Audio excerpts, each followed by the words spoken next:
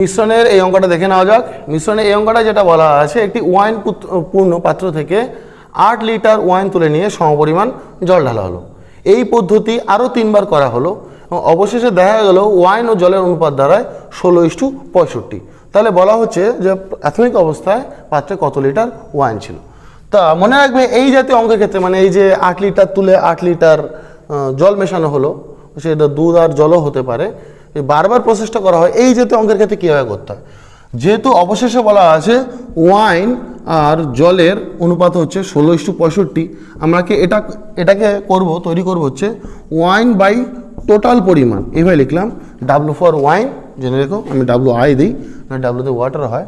One by total পরিমাণ কত হবে, 16/16 + 65, অর্থাৎ 16/81। আমি সবসময় এই জাতীয় অঙ্ক করার ক্ষেত্রে টোটাল পরিমাণটা নিচে রাখবো। এখন যেহেতু বলা ছিল 4 বার পদ্ধতিটা করার ফলে, মানে একবার করা হলো, মানে 8 লিটার তুলে নিয়ে 8 লিটার মেশানো হলো, আরও 3 বার পদ্ধতিটা করা হলো, এর ফলে যেহেতু এই রেশিওটা এসছে, তাই আমরা এটাকে কী করবো, 2^4 আকারে লিখবো। তাই 16কে লেখা যায় 2^4 আর 81কে লেখা যায় 3^4। তো এখান থেকেই আমরা অ্যান্সারটা পেয়ে যাব।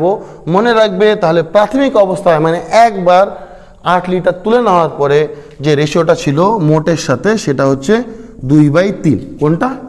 এই রেশিওটা ছিল।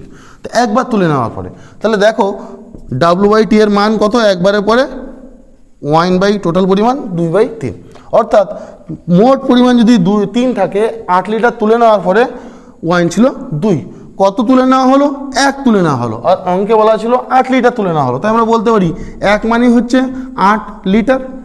আর বলেছে টোটাল পরিমাণ কত ছিল প্রথমে, বা পাত্রে প্রথমে ওয়াইন কতটা ছিল। তো পাত্রে প্রথমে ওয়াইন বা টোটাল পরিমাণ কত ছিল, 3। তো 1 মানে যদি 8 হয়, 3 মানে হবে 3 × 8, অর্থাৎ 24 লিটার প্রাথমিক অবস্থায় ওয়াইন ছিল। তা এই পদ্ধতিটা পছন্দ হলে অবশ্যই ভিডিওটা শেয়ার করে দিন।